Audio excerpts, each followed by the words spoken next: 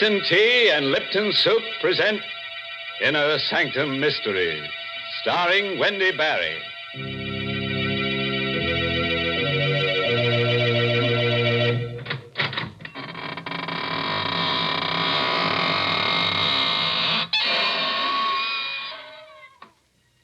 Good evening, friends of the Inner Sanctum. This is your host to welcome you through the squeaking door into a gay little world of homicidal maniacs, vampires, ghosts, werewolves, and assorted forms of sudden and gory death.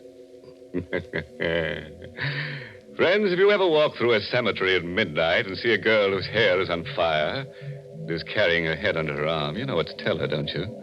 Just say, keep a cool head on your shoulders, Toots. And run like crazy. I suppose you think that kind of advice will help her. Why, of course, Mary. What else could you say to a girl whose hair is on fire? Wait, I know what you'd tell her. You'd say, my dear, why don't you cool off with a glass of Lipton's iced tea? I declare, you sure think of Lipton's at the strangest times. But you know, folks, come to think about it, this is a strange time of year. The days are hot, and yet the nights are apt to be a bit chilly. Yes, this is the time when people keep cool with a refreshing pitcher of Lipton's iced tea while the sun's on the rampage, and then later, after sundown, a hot cup of Lipton seems to taste just right.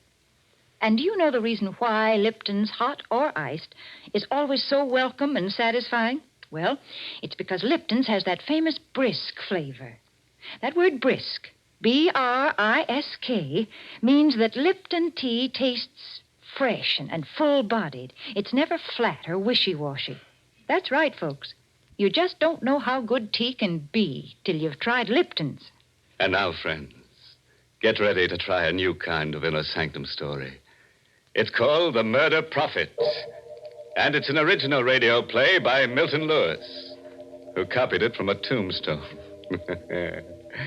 Yes, and our star tonight is that glamorous Hollywood movie star, Wendy Barry, who plays the role of Claudia Dale. All right. Clear the floor and give your flesh room to creep. Ready?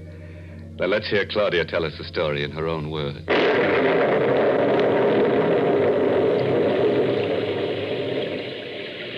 At exactly midnight, I saw him for the first time. My headlights picked him up when he hailed me along a lonely stretch of road near my home. I wouldn't have stopped, but the storm was so fierce, I felt sorry for him. I drew up to the side of the road. Thank you. Going far? No, not far. Where to? I'll let you know. Oh, what's that? Where? There on the side. Tombstone. Oh, there's a cemetery where I picked you up. Yes, Birch Lawn. Cigarette? No, thank you. I don't smoke.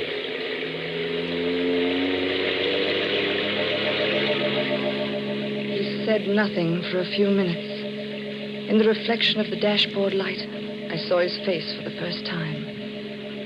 Sunken eyes, hollow cheeks, mouth set in a queer grin, a skull barely covered with a thin layer of milk-white flesh.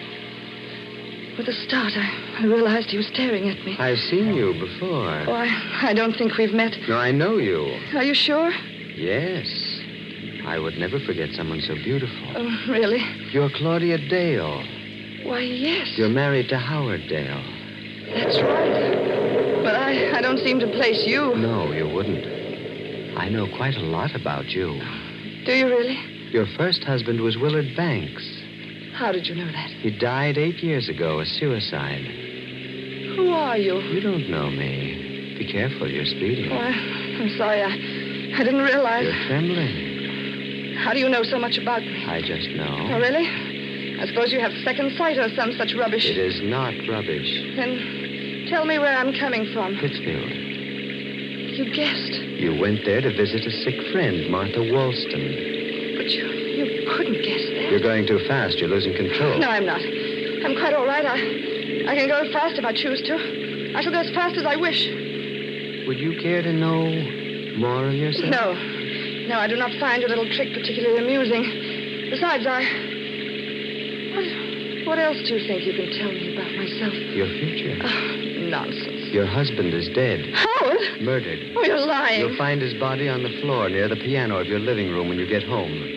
There are 2 bullets in his head. Get out of here. Get out of this car. Get out. You hear me? Get out. Very well.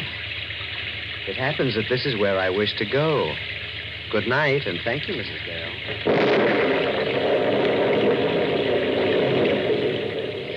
He vanished into the shadows on the side of the road. And then I noticed something white and shining queerly in the spot where he disappeared. I looked closely. It was another tombstone in another cemetery. I raced madly for home, fighting the hysteria that seized me. The nightlight was burning in the living room. It couldn't be true. Howard would take me in his arms and kiss me when I stepped into the house. I rang the bell. No answer. Somehow I managed to get the key in the lock. I ran into the living room. Howard! Don't move. Oh, who is it? Right behind you. I've got a gun. Oh, a gun. Do it in the body. Who are you? Turn around. Oh, you murdered Keep him. quiet. Oh, don't come near me. Sit down. Don't touch me. I said sit down. Oh. Sorry I had to slap you. But you're losing control. You don't have to scream for the police. Here's my badge. You? Detective Sergeant Quinn. Homicide. Oh, well, I thought you were... Yes, I know. Drink this. Thanks. Feel better? Yeah, much. Who is he? My husband. Sure? Positive. When was he killed? About 20 hours ago. 4 yesterday morning. How do you know? One of the bullets went wild. Hit that clock on the mantel. Where were you yesterday morning? Pittsfield. I stayed with a sick friend, Martha Wallstone. Here, look at these things. I took them out of his pocket. They all his? Yes. Where's the snake ring? There were no rings. But he had one. It was quite valuable. He was never without it. I gave it to him. All right, now look. Did he wear it on the 3rd finger of his left hand? Yes. There's a mark, but no ring. When did you come here? I drove in behind you. You left the front door open. I think I know who killed him. Who? A man I met on the road coming here. He knew my husband had been murdered. You did, huh? He even said his body would be near the piano. When did you see this guy? Oh, 10, 20 minutes ago. Picked him up on the road. Where? At Birch Lawn Cemetery. Where'd you drop him? At another cemetery near here. He seemed to walk behind one of the tombstones. Oh, I know it sounds mad, but it happened just as I said. What's his name? I don't know, but he looked like a human cadaver. Like a man who's dead and... Oh, you don't believe me. Why'd you kill your husband? What? What are you saying?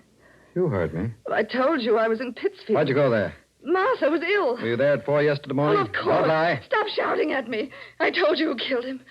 What are you trying to do to me? Isn't it enough to come home and find Howard like that without you trying to...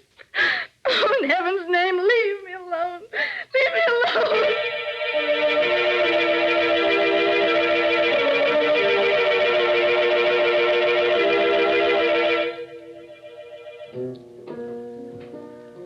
Not a scotch, lady? No, thanks. Here, keep the change. I'm leaving. Sit down, Mrs. Dale. Don't go yet. You. Yes. Won't you please sit down? Yes. Didn't expect to find you here. Nor I you. Are they making it difficult? It's a nightmare. You told them about me? Yes. You shouldn't have. They wouldn't understand. Did you kill him? Would you care for another drink, Mrs. Dale? No. Who are you? I'll tell you later. Why'd you come here? To talk to you. I knew I'd find you here. Yes, you knew. You're not so skeptical now. No. What did you want to tell me? that you are the most beautiful woman I have ever seen and that I love you. I've loved you since I first saw you 7 years ago when you came here to live with your husband. Is that why you... Why I killed him? Is that what you meant to say? Yes. I am not an ordinary man, Mrs. Dale, but I'm not a fool. Now, on this card, you'll find my name, address, and telephone. Do you really believe I'd phone you? Yes. There will come a time when you shall want love. Good night, Mrs. Dale. Good night.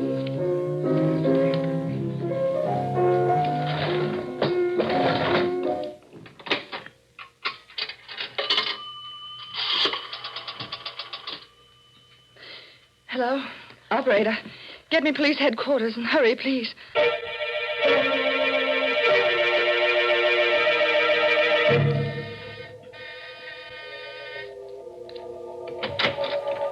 Yes? That's him, Detective Quinn. That's Garth Dragman. Thank you, Mrs. Dale. Do you mind coming down to headquarters, Mr. Dragman? Not at all. Did she tell you that I murdered her husband? Yes. I thought she would. I'm not angry, Mrs. Dale, and what I told you earlier this evening still goes. I'll come along right now, Mr. Quinn.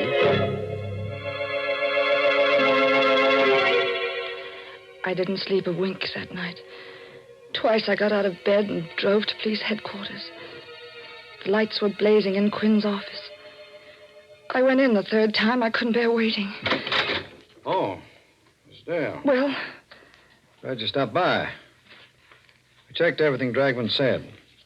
Seemed he was in the same bar and grill where you met him tonight when your husband was killed. you believed him? Naturally. Bartender and several regular customers backed up a story. Seems they all left together after the place was closed to play poker. Well, what about the things he said to me in the car? How could he know about the murder before you or I? That I don't know. Perhaps he does, if second sight. Odd-looking fellow, isn't he? You can't arrest a man for murder because of that. He's criminally insane, I tell you. I know he is. My dear Mrs. Dale. Oh. What's the use? I loved Howard. I loved him to the point of insanity. Otherwise, there was no accounting for the things I did when I left police headquarters. I was determined to find the man who murdered my husband. It was towards dawn when I made up my mind what to do. I went to Garth Dragman's home. I was about to ring the doorbell when... Don't ring, Mrs. Dale. The door is open. Come in. You were expecting me? Yes, I was expecting you. Do you still think that I killed him? I don't know what to think anymore. Do you want me to find the person who murdered him? Yes, more than anything in the whole world. See, I have strange gifts, Mrs. Dale. And I do believe I understand the mind of a criminal.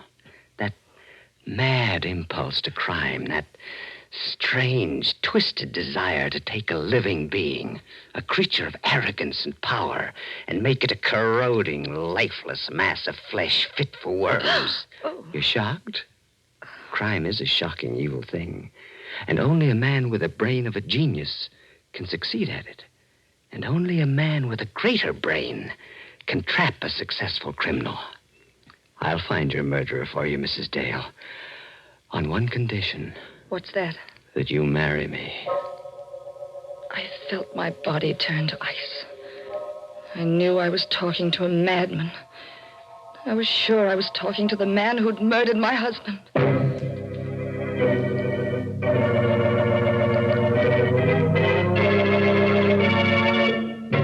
Oh, shucks. It's not so hard to predict a murder. I can do it. It's easy. I predict that there'll be at least one murder every week on Inner Sanctum. Good gracious, yes. You might say it's worth a character's life to appear on this program. Oh, don't feel sorry for them, Mary. Don't forget they can always make a comeback as a ghost on next week's show. In fact, I predict that Claudia's husband will be around one of these Tuesdays. All right, now it's my turn to make a prediction. And I predict that during the coming fall and winter, more people will drink Lipton tea than any other brand. Oh, you said that last year. Yes, and it came true then just as it will now. Folks just naturally seem to prefer Lipton's. If you'd ask a tea expert to explain this preference, he'd say it's because Lipton's has a brisk flavor. You see, that word brisk, B-R-I-S-K, is a technical word. Brisk means that Lipton tea always tastes fresh and tangy. Yes, full-bodied and vigorous, never flat or insipid. So, folks, even if you're not a regular tea drinker, you should try Lipton's. That brisk flavor makes all the difference in the world. All right. Let's get back to the other world now. The world of creeping, crawling horrors. I'll bet you think that Garth Dragman can't really foretell murders.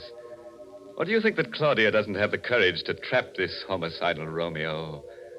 Or is he the killer? We'll let our star, Wendy Barry, in the role of Claudia, tell you. Go ahead, Claudia. Shock him into the shakes. 2 weeks later, I married Garth Dragman. He was the strangest man I ever knew. He would disappear for days at a time, and then suddenly turn up without warning. He had all the money he wanted, yet I never knew where it came from. There was a closet in his room which was always kept locked and bolted. I knew from the way he acted about it that the closet contained the answer to all the things I wanted to know about him. One night while he was away, I obtained tools and tried to force the lock. Good evening, Claudia. Oh, Garth. You didn't expect me back, did you? No, I knew you'd try to open that closet someday. Well, why do you keep it locked? So that no one but myself shall know what's in there. Not even I? You in particular. But, Garth, You'll not attempt to open it again, will you, Claudia? No. Forgive me for striking you. I'm not quite myself tonight. I sometimes do things I regret when these moods come upon me. He sat down. He seemed terribly exhausted, completely spent. But there was a strange, wild light in his eyes.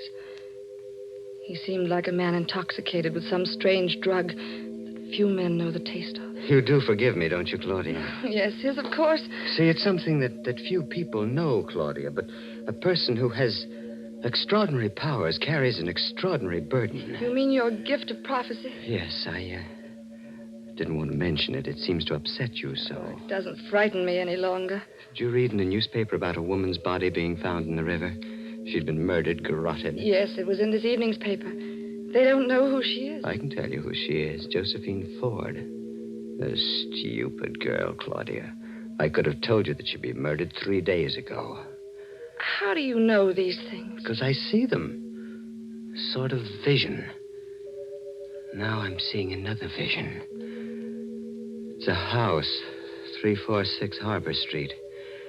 Near the waterfront. A young woman lies in bed reading. She's very attractive. In an hour, she'll be dead. When the police come, they'll find her body decapitated. The criminal did this to destroy her identity. But who is the criminal? What difference does it make? He'll never be caught. Garth, while you were gone, Martha Wallstone telephoned. She's ill again. Oh. She asked me to come up immediately. Why didn't you go? Well, I was waiting for you to get home before I left. You want to leave immediately? If you don't mind. It's really an emergency. You may go, Claudia. I shall go to sleep. I'm extremely tired.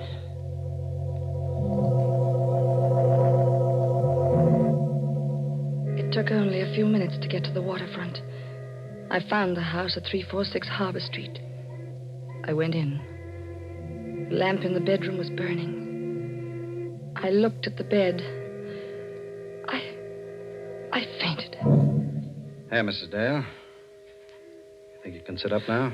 Detective Quinn. Yes. Hardly expected to find you here. I came because Garth Dragman predicted this would happen. Oh, Mrs. Dale. You still don't believe me? You're a strange woman, all right. You accused this man of killing your husband, and then you married him. I suppose you're going to accuse him of this murder, too. Yes, this and heaven only knows how many others. Miss Dale, do you realize that you haven't got a single piece of evidence to back up your contention? I'll get the evidence tonight. Will you let me have a gun? No. Will you be near my house? I'll need protection. Oh, after all. What must I do to convince you what he is? I've risked my own life. I'm willing to risk it again. He's a monster. You're going to wait until he murders me before you believe what I say. All right. I'll give it a try. I'll come back to your house with you. If you want me for an emergency, smash the window pane. We drove back together. I dropped Detective Quinn on the corner. The house seemed deserted when I came in, but I wasn't taking any chances. I went to the kitchen, got a knife, hid it in the folds of the long-sleeved gown I was wearing. I went into Garth's room. He wasn't there, but the closet door was open. What I saw in there nearly made me ill. Clothes. Garth's clothes. Some of them soaked in blood. I forced myself to examine them. Then I found something that made my heart beat faster. A little jewelry case. I'll take that, Claudia. Oh, Garth. Give me that jewelry case, Oh, no. please. No, don't take it. Thank you. Garth. Get away from that window, Claudia. Go on. Oh, don't shoot, Garth. You were so anxious to see what's in that closet. Well, now you have. And perhaps you'd like to see the latest addition to my collection. It's in this box. That box. Yes, Claudia. A hat box. Garth! Sit down, Claudia. What are you going to do? Tell you who killed your husband. You? No. You. You're insane. I've written out a confession for you to sign. What'll happen if I don't sign it? Well, I credited you with more imagination. Would you like to hear it? Yes. Yes, read it, please. Sit over here, away from that window. Yes. I, Claudia Dale, murdered my first husband, Willard Banks, for his insurance by administering poison. My first husband? Yes, Claudia. See, I mean to make this document strong enough to send you to your death if I wish. I've got all the details here, just how you murdered your first husband, how you killed your second. Shall I go on? No. You know it's all a lie. Will you sign it? Of course not. Just what is your game, anyway? If you want to kill me, why don't you shoot? You've been very successful before. There's no reason you shouldn't succeed again. Go on, shoot. You put me in a very difficult position, Claudia. You see, you have found out certain things about me. Things that could cost me my life. I will not tell you again to get away from that window, Claudia. I should prefer to see you live because I love you. But I shouldn't hesitate to murder you. You love me? Yes. You haven't taken me in your arms once since I know you. The right time had not arrived. What do you consider the right time? When I feel that you understand me. When I feel that you, who murdered two men, understand the deep and strange cravings and desires that race in my blood. You really believe I'm a murderess? Of course. That's why I love you. Then the time is now. The time? To take me in your arms. Claudia. He still held the gun. He wasn't more than 2 inches from me. I turned my lips up to him. I twisted my body to get out of the range of his revolver.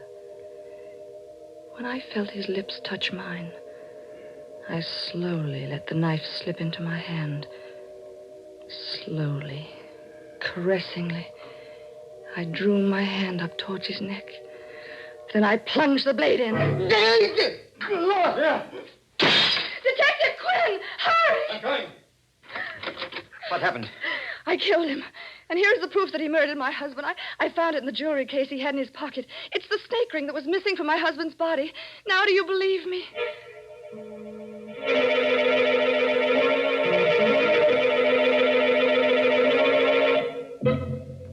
That's the whole story. I realize that you, as the district attorney, must know all the facts. There they are. Thank you. There are a few points in the story that interest me particularly. First, the confession that he asked you to sign. What about it? The confession says that you went out in Pittsfield at 4 a.m. when your husband was killed. You gave your friend Martha Wallstone a sleeping pill, drove her down here, shot your husband, drove back to Pittsfield, turned Miss Wallstone's bedside clock to 4:15 and wakened her. And you gave her the medicine. She thought it was 4:15 and went back to sleep. Garth was very clever at things like that. He had extraordinary brilliance of the insane. And just one question. Was that the way you murdered Howard Dale? I? Oh, but Garth murdered him. The ring proves it. You never had the ring. You put it in the jewelry box. I can't believe what you say. Garth was a homicidal maniac. He predicted the death of the people he murdered. My dear woman, don't you know yet? Know what? Garth Dragman was a detective working out of my office. That's how he knew about those deaths. He was put on the case because we suspected you of murdering your first husband as well as your second. A detective? Yes. And you're going to die for killing him. It's extremely daring and clever of you to murder him. But you never would have gotten away with it if he hadn't kissed you. He kissed you because he fell in love with you. That poor fool.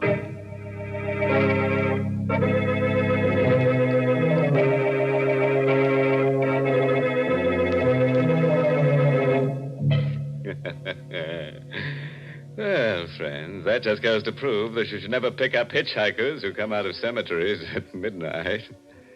And I bet you've guessed the moral for our story. It's taken from a famous quotation that Harry the Hangman uttered during a nightmare. Never steal the rings of people you murder on account of that's robbery. My goodness, you call that a moral. That's one of the most immoral things I've ever heard you say. All right, Mary, I'll take it back. Now, here's one you really like. There's many a slip twixt the cup and the Lipton. That's why teaspoons were invented. That's very clever. But I guess the reason they're called teaspoons is because people drink tea so many times during the day. Yes, folks enjoy that brisk Lipton tea not just at mealtime, but between meals as well, such as when friends drop in for a visit. That's why it's a good idea always to keep a good supply on hand. So folks ask for Lipton tea in the larger, more economical size packages. And now here's a cheerful little thought. You can let a man murder you once, but you'd have to be a stiff to let him do it again. Oh, by the way, this month's Inner Sanctum mystery novel is Puzzle for Wantons by Patrick Quentin. Yes, and next week's Inner Sanctum story, directed by Hyman Brown and brought to you by Lipton Tea and Lipton Soup. Next week's story is about a woman with canary yellow eyes, murderous eyes. Everyone she looks at, she wants to kill. And you know what? She keeps a harpoon in her house. Well, well, you never know what's going to harpoon next. And now I'm afraid it's time to close the squeaking door. So, good night. Pleasant dreams.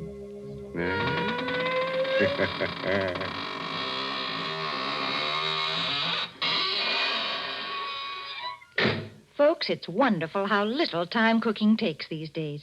Now, when I was a girl, my mother used to spend half a day making a pot of chicken noodle soup. But now we have Lipton's noodle soup mix. And when you use Lipton's, you just empty the contents of the package into boiling water, and in no time at all, soup's on.